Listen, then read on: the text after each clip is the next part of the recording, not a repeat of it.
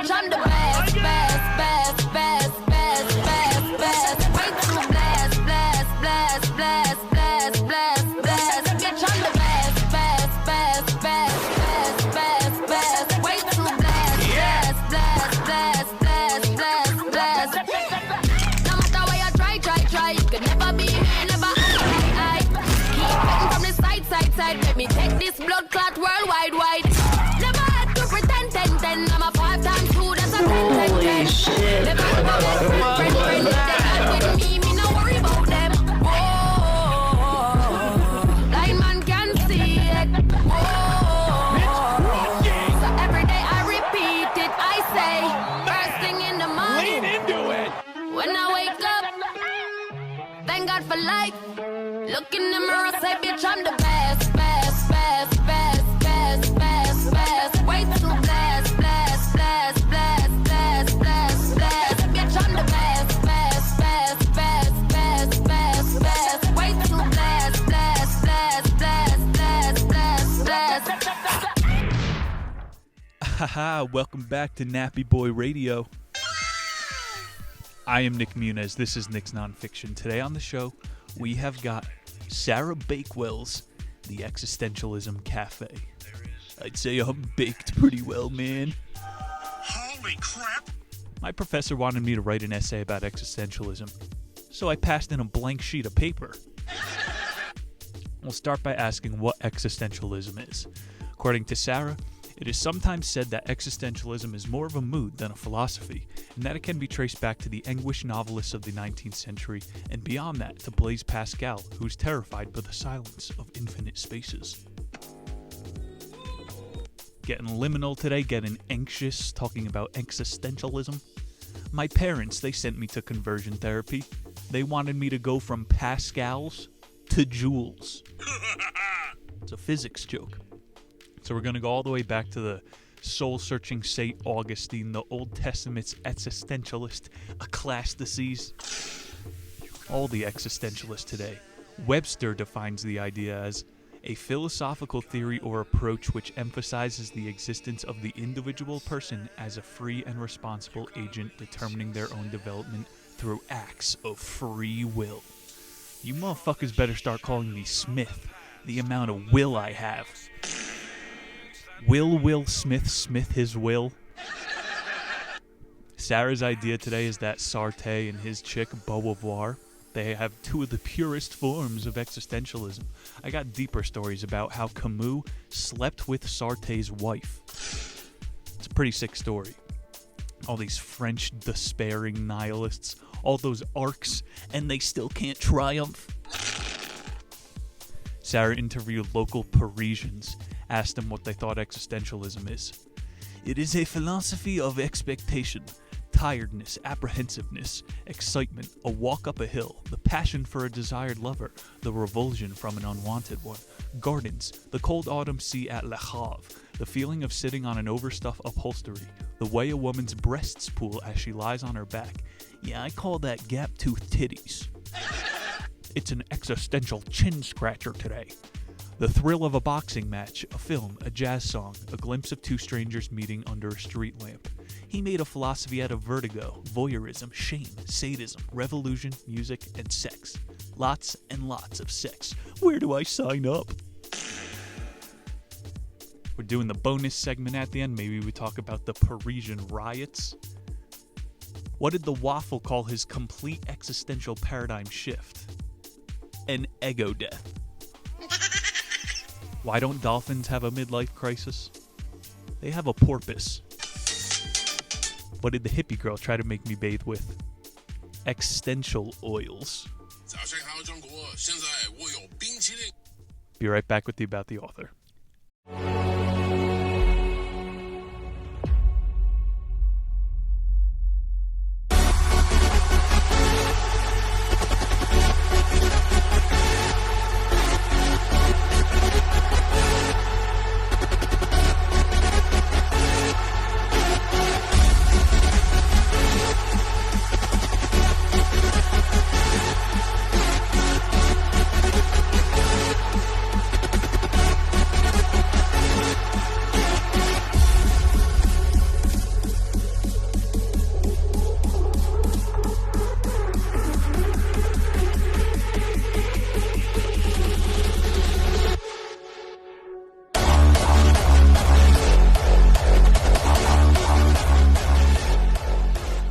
about the author Sarah Bakewell. A British bloke, this one, she is, ain't she? Check out Hairy Shit on Instagram. We make fun of the Brits over there. Patreon.com/theniche. As you can tell, I'm going to reject a lot of her opinions. I've had my existentialism days. They're pretty much behind me at this point. It's a stop on the way. Existentialism shouldn't be a final destination. You heard that rambling French quote. It's not a real ideology.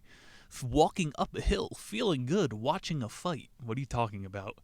Sarah Bakewell, quote, Bakewell was born on a seaside town of Bournemouth, England, where her parents ran a small hotel. When she was 5, the family began traveling through India in a camper and continued to do so for 2 years before settling in Sydney, Australia. There, her father worked as a bookseller and mother was a librarian. Bakewell the brain. She inherited her parents' reading abilities. Maybe that's why the average American's reading level is green eggs and ham. What did the existentialist pig say? What am I? She's been a cataloger of rare books for the National Trust since 2008. How do I apply for that? A cataloger of rare... That's nonfiction. And this book is from 2016. What do you call an existentialist werewolf?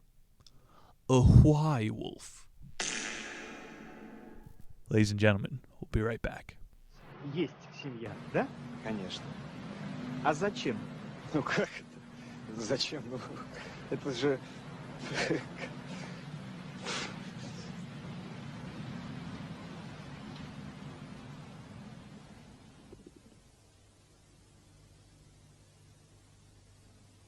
Careful on the fabric of reality, Garfield.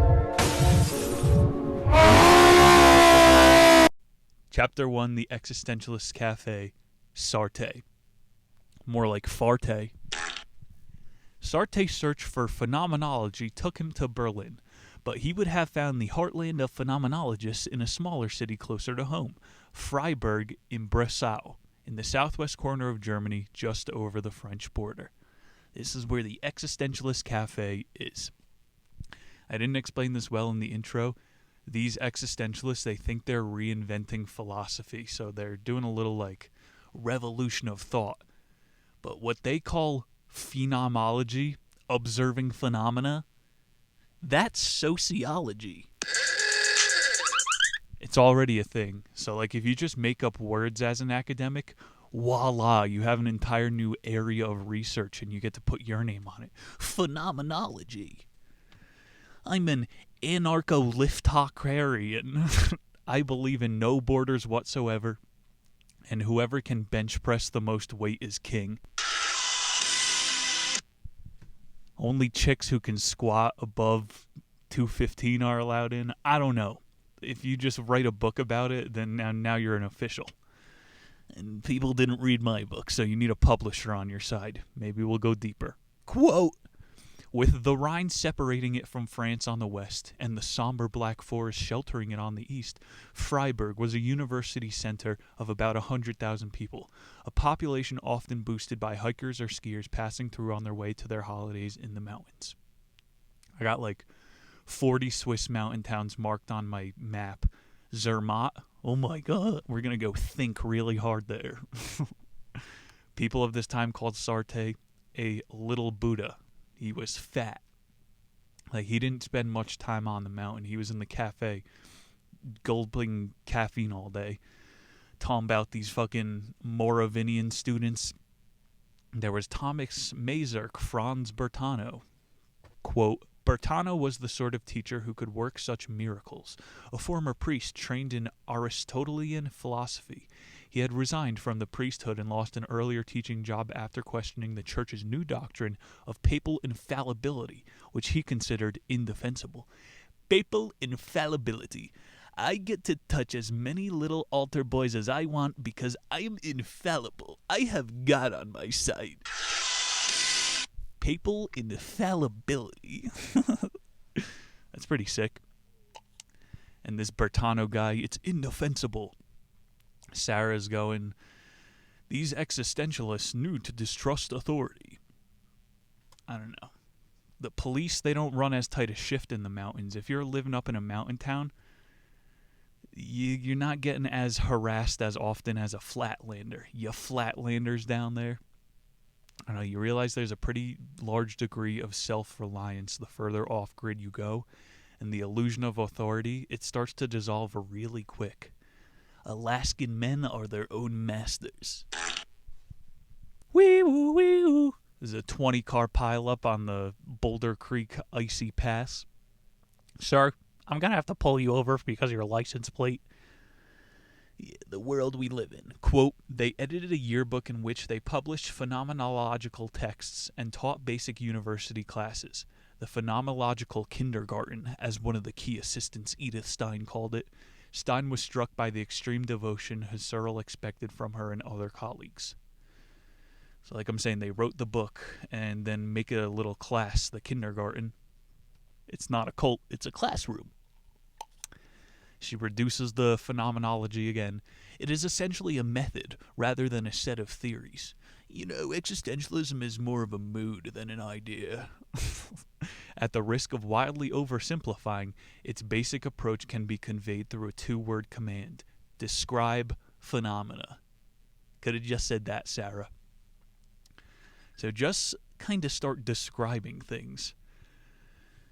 You start doing this on accident when you're 12 years old. What is she even talking about? Like, people think I'm foreign because I say, what is this? You go to a mountain town and they're like, yeah, sonny, you better check out Bone Splitter Gulch. You know where that is, right?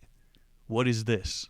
Bone Splitter Gulch? What is this? They're like, are you Russian? Nobody talks like that here. What is this? Just describe phenomena. Right over the bluff and the butte, you got another abandoned wash that you're going to have to walk over. All these mountain folks, they describe phenomena in their own slangish ways. I got the over-under on the Jets. What's the betting line? What are you describing? You're gambling. You know, describing phenomena, breaking it down to the brass tacks, that's some philosophy bullshit. And these guys are acting big brain because they took over a cafe. I don't know. Like we learned in the Einstein book, his only philosophy was that there's no point in having freedom of speech if you don't have the time to organize your thoughts.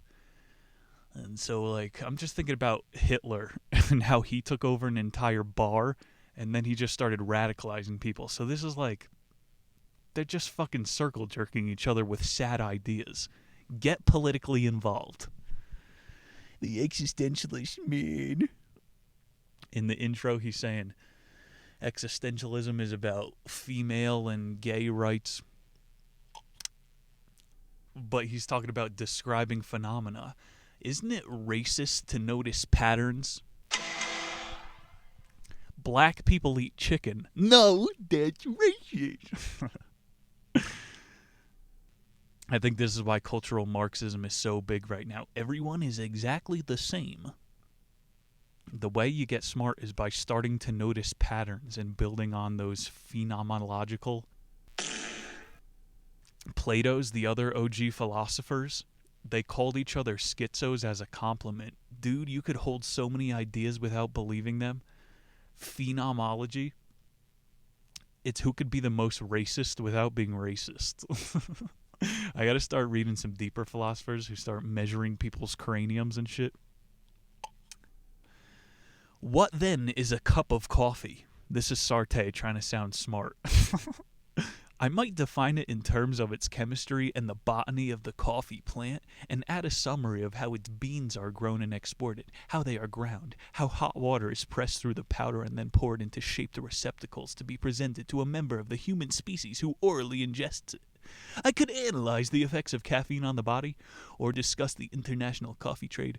I could fill an encyclopedia with these facts, and I would still get no closer to saying what this particular cup of coffee in front of me is.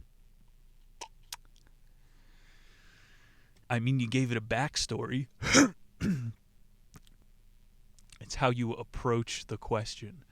So instead of going, why do I hate black people? You go, wait, so there's an entire continent called Africa full of black people? Like, if you're stuck, you just change your approach to the point of view. I don't know, I'm trying to make it funnier than a cup of coffee. It's better to talk about racism. How do you change your mind? You could pay for new experiences, or you could work your ass off, or there's a better way, just think about it. Here's a quote. Just try it. If you attempt to sit for 2 minutes and think about nothing, you'll probably get an inkling of why intentionality is so fundamental to human existence.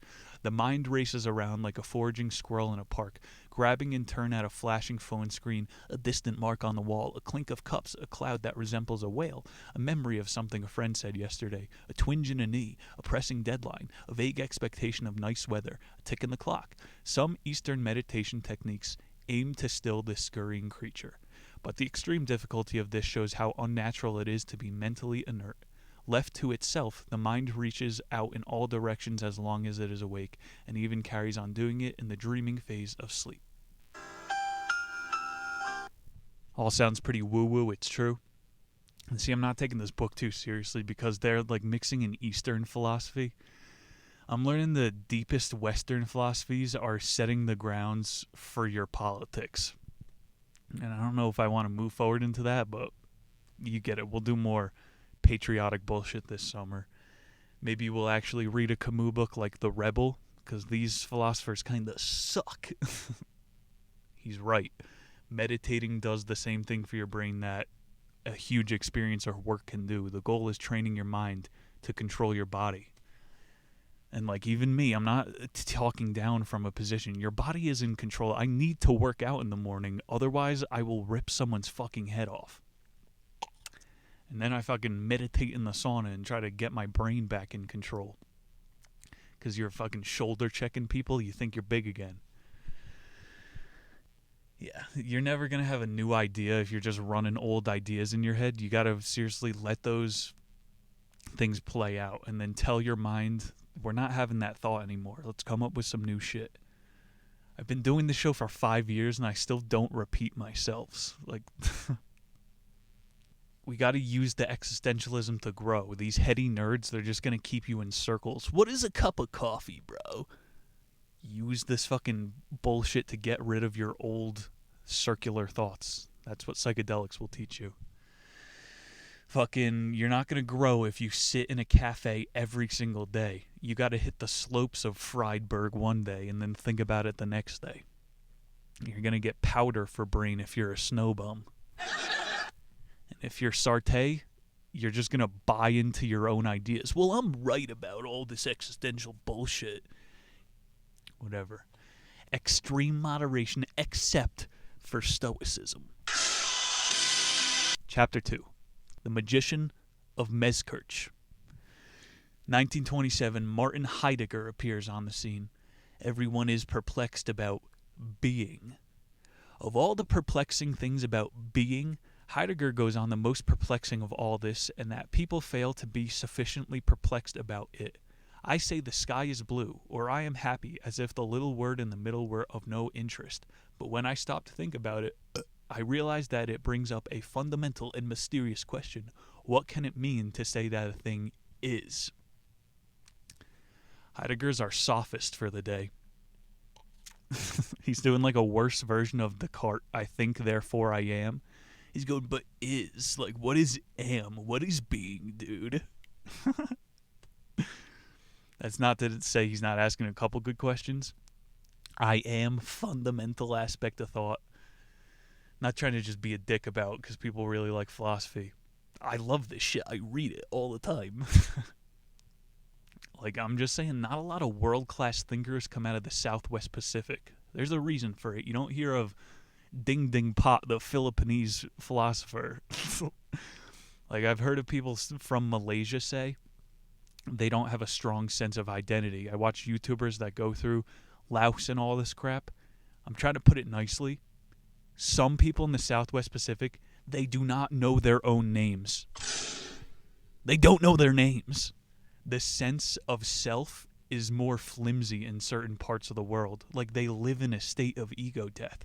So they're more connected to the community, the day-to-day bullshit, enjoying it and getting their life. And we're so caught up, like, we are existentialists. We can't even see it until we get rid of our fucking patterns. Bro, you never have a good philosopher come out of Thailand. because you need a like pedestal to look at things from. And pedestal was the wrong word, not looking down, but you need to create a sense of individuality to get smarter. The thing before, describing phenomena, how are you going to do that if you don't know your name? You get it? Otherwise, you're always stuck in groupthink. And I think that's what all of this bullshit going around is to do to us. Like, we're being dumbed down. The president is dead. Like, that should be a joke, that he's a demented guy who is asleep half the time, but is just accepted as fact now. Heidegger, he's still not saying anything big. We have forgotten the brute reality of which all of us ought to be constantly stubbing our toes on. It's so weird, man, like, the space between you and me, what is it, bro? So he's saying every day we should be having these thoughts. Martin grew up in a small town of Swabia. Father was a minister and a blacksmith. Then Martin went on to study divinity. Heidegger officially ceased to consider himself a believer, although signs of a yearning for sacred things are not hard to find in his work.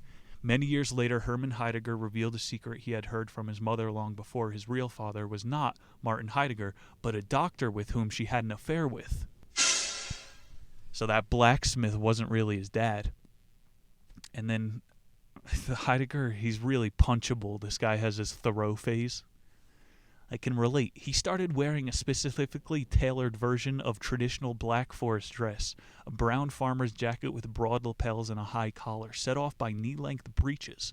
His students called it his existential or ownmost look, the latter a reference to one of his favorite phrases. They found his funny, but he did not share the joke because his sense of humor was somewhere between peculiar and non-existent. Dick, this guy's too smart to laugh with his students.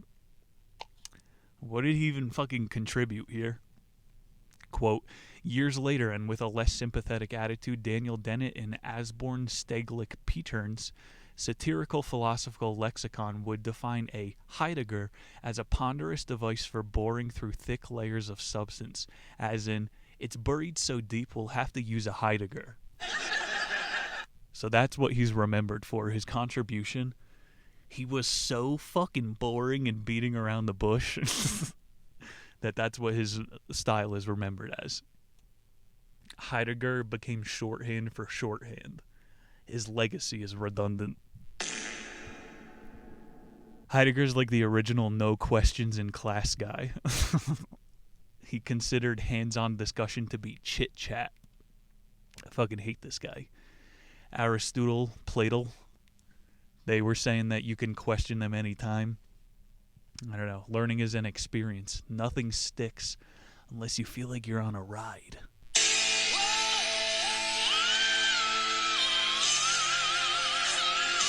Heidegger's word sign, a concept of being, cannot be easily defined because what it refers to is not like other categories or qualities.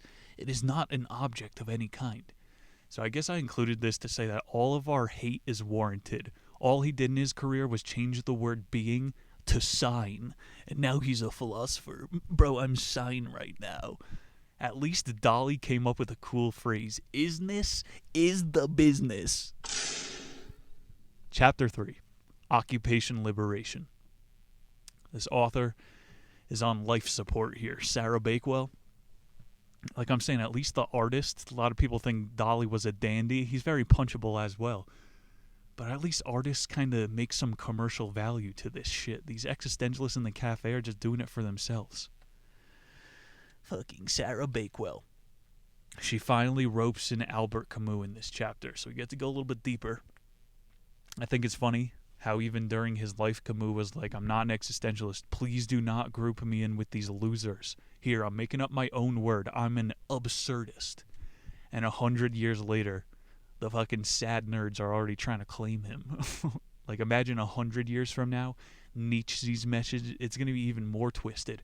And the gay existentialists are already ruining his, he called it Zarathustra's ape. He's like, people are going to try to rip me off. I gotta be more like a Camus and Nietzsche. prevent against future hacks who are going to butcher my method. Nate's nonfiction, Nigel's nonfiction, Another one. Nick nonfiction. This chapter starts in 1939 with the most French war tactic you're ever going to hear of. To the French, it was the drôle le guerre, or funny war. To the Germans, the Sitzkrieg, or sitting war.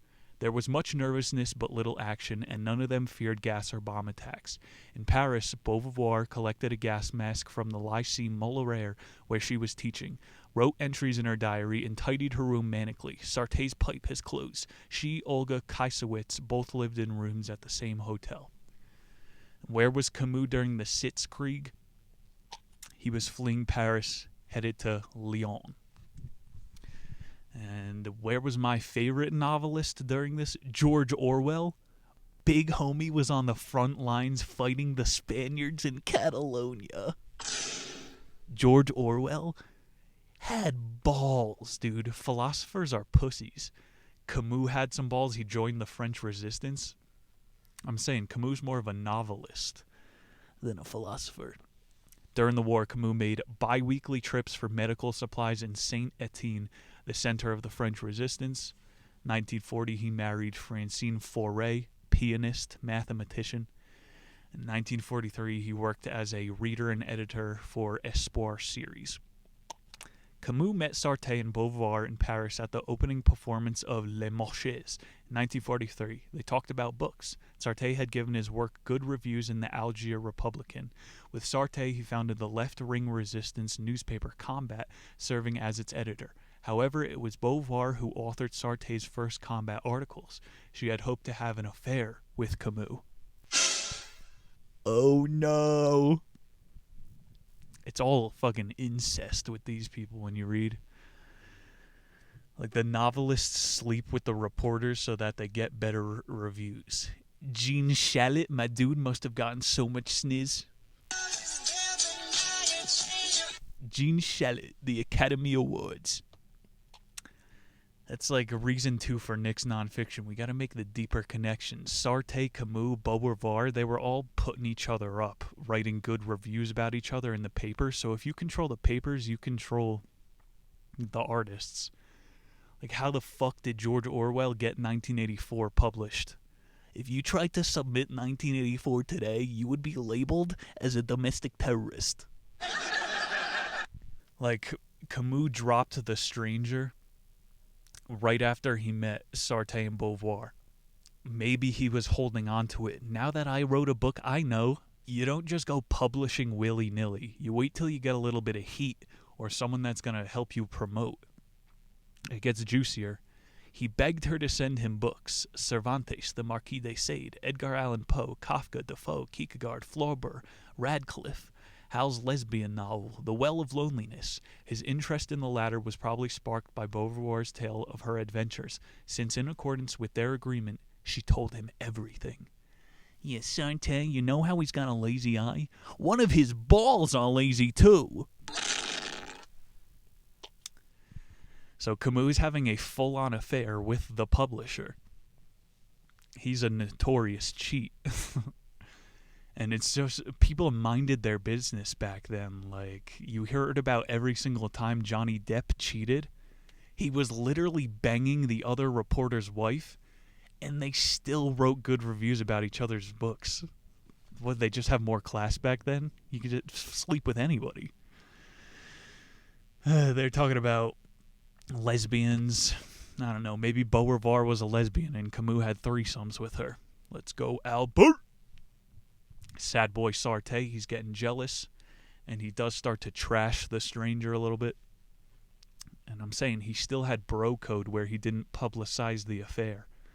Quote, but Camus, in true, you missed a spot. Fashion took place to assert his own vision of art against Sarte, who created a book in which remarkable fiction gifts the play of the toughest and most lucid minds, both lavish and squandered. Sarte is like writing short stories about Albert. He's subtweeting him. Quote, Sarte would hit back at the young and audacious writer reviewing the myth of Sisyphus with the remark, Camus has the affection of quoting the works of Jasper Heidegger Kierkegaard without, however, fully understanding them. Shots fired.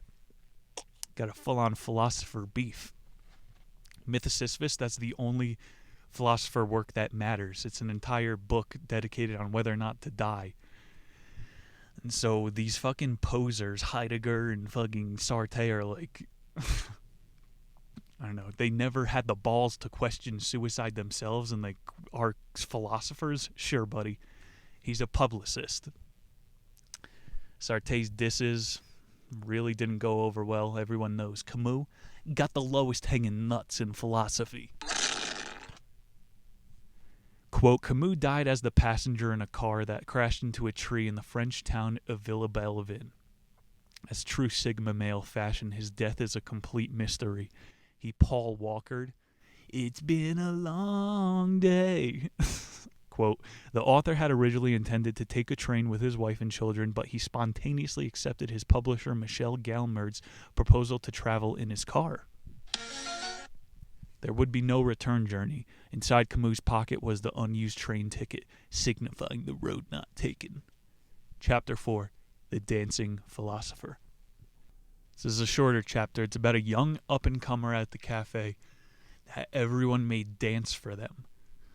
One thinker in Beauvoir's circle who shared her vision of the ambiguity of the human condition was her old friend Maurice Merleau-Ponty, the friend who, when they were both 19, had irritated her because of his tendency to see the different side of things.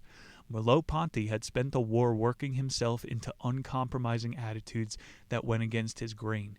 He adopted a dogmatic pro-Soviet position, which he maintained for several years after the war before dramatically abandoning it. So this guy is a real sued. That's why I'm saying he would just dance for everybody. I could spend the whole chapter fucking going after the commies. It was a full-on schism after the war. Maybe Ponty has a point, like socialists. They throw a party. I'm not trying to defend the socialists. Boulder hippies. They throw climbing parties where they have crags in their backyard and people just pass out for the night. I think socialists do know how to party, especially when we read about all the acid freaks. World War II ended. European artifacts are in ruin. I don't care, man. I would go to Moscow, find a Ruski, smash a bottle of vodka, go shot for shot squatting in a cold alley. Just go until one of you keel over. Now that is existentialism. We got Beauvoir asking Ponty a couple questions. They're seeing if he's existential enough to be in the club. Ponty said, along with existence, I received a way of existing or a style. All of my actions are thoughts. All of my actions and thoughts are related to this structure. He's all about style. Even a philosopher's thought is merely a way of making explicit hold upon the world which he is part of. And yet I am free, not in spite of or beneath these motivations, but rather by their means. For that meaningful life, that particular signification of nature and history that I am, does not restrict my access to the world. It is rather my means of communication with it. So he read everything up to this point. Bro, I'm like a phenomenologist. I am a being. They're like, bro, you're in. Ponty, the most pompous of the group.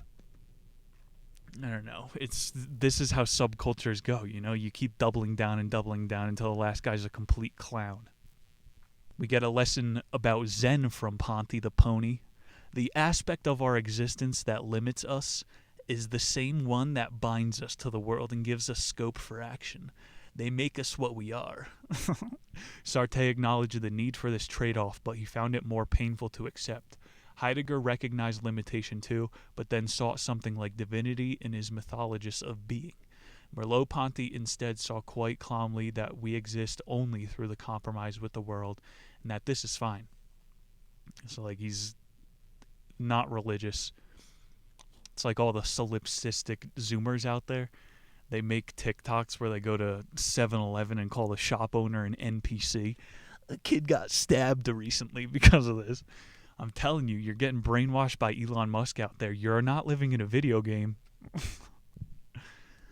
The point is not to fight the fact or to inflate it to a great significance, but to observe and understand exactly what the compromise is. Shut up, dude. So Zoomers, since Rockstar Studios is taking so long to put out GTA 6, Zoomers, they think that real life is GTA 6. That's the Zoomer philosophy. This fucking Ponty guy, I don't know, he doesn't even sound like he could hold a job as a professor like these other ones can. What excited Merleau-Ponty in all of his ways was not existentialist talk or anguish, it was authenticity. It was a simple set of questions, which turned out to be not simple at all. What happens when we pick up a coffee cup at a cafe? You picked up the cup! What happens to the hubbub all around us? What does it mean to write with a pen or to walk through a door? It means you wrote with a pen and walked through. They're just doing bad Confucianism. Oh, if one hole has a pocket, it is wise to scratch one's ball through the hole. What's a coffee cup, man? He says if I stand in front of my desk and lean on it with both hands, only my hands are accentuated by my whole body, which trails behind them like a comet's tail. I am not unaware of the location of my shoulders or my waist. Rather, this awareness is enveloped in my awareness of my hands, and my entire stance is read. So to speak, in how my hands lean upon the desk, if I am standing and if I hold a pipe in a closed hand, the position of my hand is not determined. He's trying to do some Kant. And he's saying that a lot of what we know is based on assumptions. But he's like butchering Alan Watts in the process. All I'm saying is if you're new to philosophy, stay away from the existentialisms. You could go for Camus the absurdists. The rest of these guys are jerking off. Like seriously, if you're looking for awareness, go straight to a yogi in India. And maybe don't even go to them because the fucking Dalai Lama is tongue-kissing boys. Chapter 5, The Imponderable Bloom. Quote, the famous existentialists and phenomenologists are gone now, and several generations have grown up since. The excitement, I remember nothing like it, has become harder to revive that initial thrill. We can still find a nostalgic romance in the black and white images of the pipe-puffing Sarte and his cafe table, the turbaned bourgeois, and the brooding Camus with his collar turned up. But they will never turn up. They will never look as raw and dangerous as they used to. I think the philosophers of the future, they're going to be like eating cockroaches in the apocalypse. They're not as hard as they used to be. But like, who YouTube actually sees as a philosopher is moist critical, and these other fucking people that the algorithm recommends. So maybe she's right, but the real ones, whatever. Nate's nonfiction, Nigel's nonfiction, they might speak more measured. They can't afford to be as raw and dangerous. I was saying before, I do a Camus novel every year. We're going to have to bust out The Rebel later this month. Quote, this is probably the most phenomenological one of the book. On the other hand, existential ideas and attitudes have embedded themselves so deeply into modern culture that we hardly think of them as existential at all. Like I'm saying before, we are all much more existential than the Easterners. People, at least in relatively prosperous countries where more urgent needs don't intervene, talk about anxiety, dishonesty, and the fear of commitment. They worry about being in bad faith, even if they don't use that term. They feel overwhelmed by the excess of consumer choice while also feeling less in control than ever. A vague longing for a more real way of living leads some people to, for example, sign up for weekend retreats in which their smartphones are taken away like toys from children so that they can spend 2 days walking in the country landscape and reconnecting with each other with their forgotten selves. I'm saying it's kind of hard to point out existentialism because everybody is an existentialist. It's getting harder to point out the absurdities in the news because it's all absurd. That's why SNL, are they just at the point where they're making fun of themselves? You can't successfully make fun of the news anymore. It's a joke. I'm going to try to do it in 10 minutes in the bonus segment, but it can't be done. So she's talking about how the people in the masses see philosophy. And what I drew for the final chapter is a comparison to Everything, Everywhere, All at the Same Time. People flocked to that movie. And I think there's a lot of misunderstandings in it. You got Jobu, Michelle Wu, this new chick, hot, crazy Asian. She's in all the movies.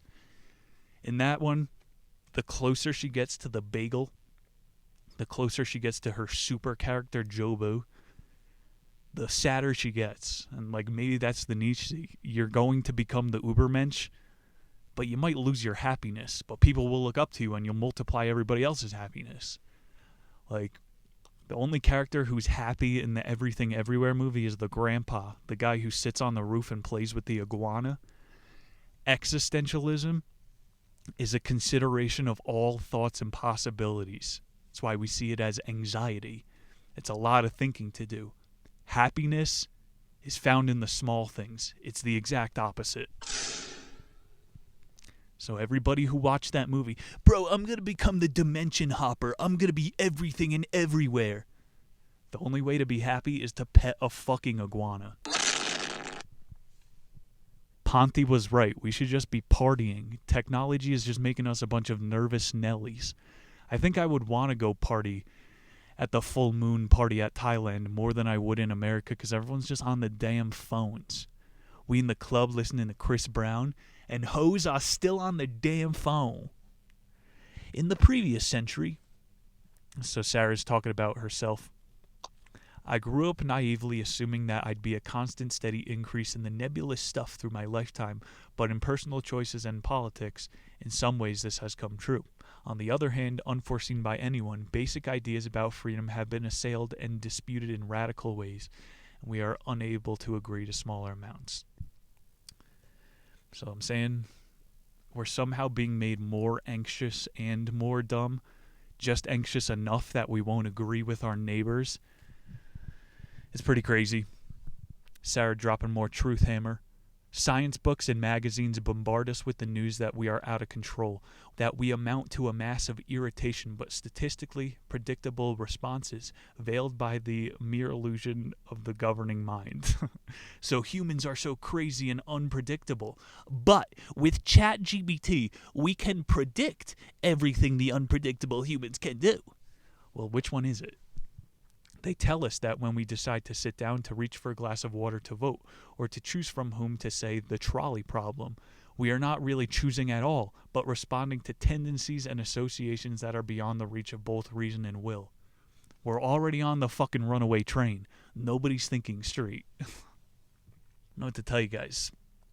The science books and the tabloids, it's broadcasting learned helplessness into your head. Learned helplessness, bro.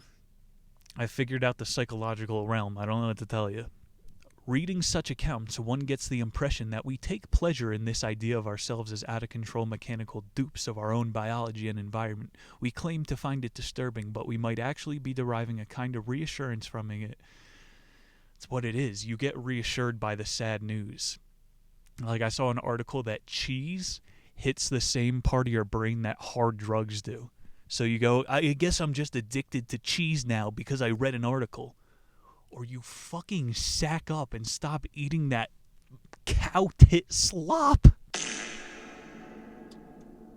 She says, so do we really want to understand our lives and manage our futures as if we had neither real freedom nor truly human foundation for our existence? Perhaps we need the existentialists more than we thought. Yeah, bro. It just helps to try on the existentialism once in a while to see things from a different point of view. But as I said, this cannot be a final stop on the Socrates Express. The Stoics, those are the only philosophers that are trying to make a change. David Goggins telling you to fucking blow out your knees. It's more beneficial than this bullshit. Quote, the existentialists remind us that human existence is difficult and that people often have appallingly, yet also show great possibilities that exist. They constantly repeat the questions about freedom and being that we constantly try to forget. We can explore the directions the existentialists indicate without needing to take them as exemplary personalities about thinkers. It's what we're doing on Nick's Nonfiction. You don't have to believe all the philosophies, but it's good to vary your informational diet. Sarte, you might have been a whining pussy, but someone's got to do it. There it is, the Existentialist Café. Sarah Bakewell, I am baked. Why would you say something so controversial yet so brave? It's a pretty good one. We're climbing the rungs of philosophy. I don't know what book can stump me at this point. I'm going to talk post-conspiracy over on the Patreon. Getting better every week. Thank you guys for tuning in. I'll be right back with the bonus segment. Harry Shit on Instagram, patreon.com/Anish. Peace!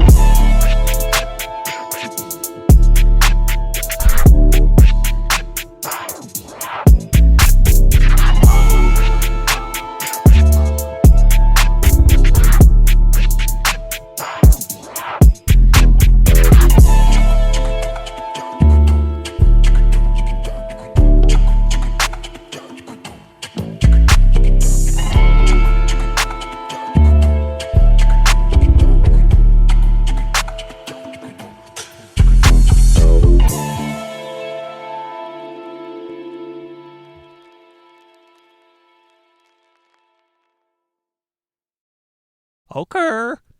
So we went for a minute there. This is 10 of 15 we're doing in the bonus. Give me the thug shaker. Show me the rump shaker. This was probably my favorite news story from the last month. The thug shaker Discord leaked Ukrainian headquarter positions. Remember back in the day, the earlier internet? 4chan was a little bit harder to navigate. I think 4chan now, all feds. It's still kind of the funniest place for boomer humor, like to make fun of black people and trans people, but like Yeah, 4chan, it used to be actual people, and they one time found like a pride flag by triangulating the stars. And that's basically what Discord is becoming. A bunch of secret groups you need an invite to go to. The Thug Shaker Discord. They dropped a Ukrainian... You should have saw it. It was on the news. The news shakers were saying the Thug Shaker Discord. They were super detailed war maps.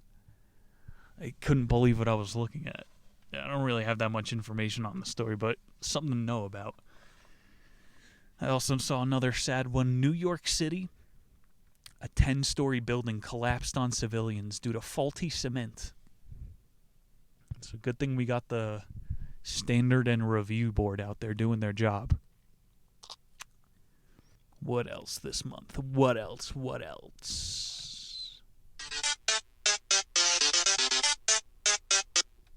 Live on the BBC. Their intro music goes so hard. This month, Elon Musk and the BBC reporter. Do you see that one? This is the BBC, the British Broadcasting Centre, and the journalist showed up rather unprepared. Elon Musk, he's in control of Twitter and all that bullshit, so the reporter's going, I've been seeing a lot of hatred on my timeline. What are you going to do to fix all this hatred, Elon?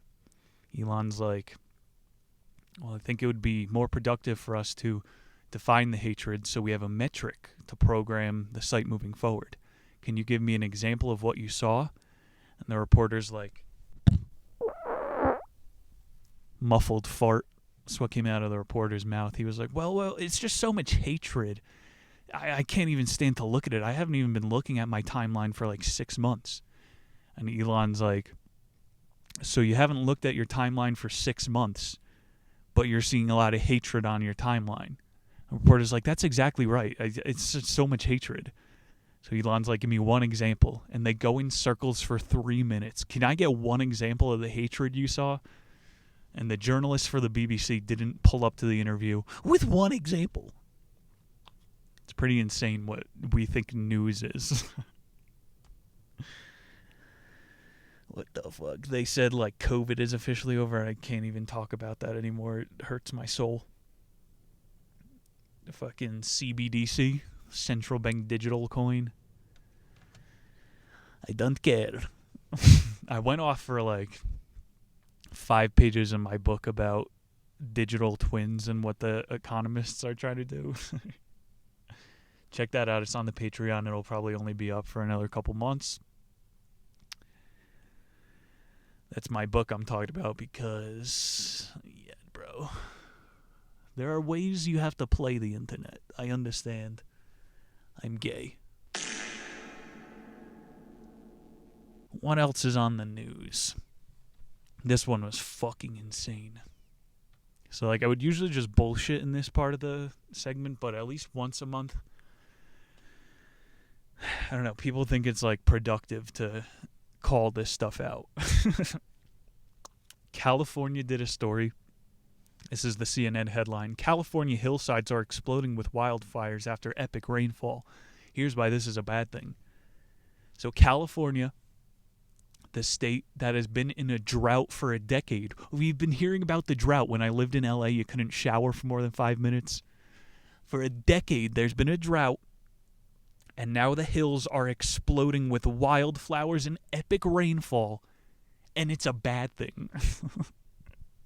They're saying, like, lowlands are flooded. I watched an interview where there was this farmer, and he's like, yeah, we've had the levee built for about 50 years now. We've been waiting for this. CNN reporter's like, no. This has never been seen before. The levee's right there. We built it up 50 years ago. CNN, my point here is everything has to be bad. See how I'm getting worked up? It's all existential news stories. How is it that rain is now bad in California? There will never be anything good on these websites. Never look at them. SpaceX crews a Starship explode after launch. Good. What else you got for me, CNN? T-Rex skeleton sells for less than expected at a Swiss auction. Doing fucking cartoons here, dude. Blue Jays Twitcher. Blue Jays pitcher tweeted, flight attendant has his pregnant wife get on her hands and knees to clean up. Debate ensues. So, like, it's like me with the books. If you find a topic that hits, then you please your audience by doing that again. As you notice, I'll read about bees. I really don't give a fuck to please people. But this is the same platform that the Newz runs. During COVID, the stories about people getting dragged off of planes, those went super viral. And now they're still trying to make us care about flight attendants. This pitcher's pregnant wife. Shouldn't they be flying first class? I couldn't care less. Ex-Fox anchor reveals why she thinks Fox settled with Dominion. IKEA stores coming soon to 8 new U.S. locations. Okay, that's a little bit more lighthearted. I like their meatballs. Pretty sure they're fake, but that's a good date. You play hide and seek with a chick in IKEA. End it slurping down some meatballs. If you know what I mean.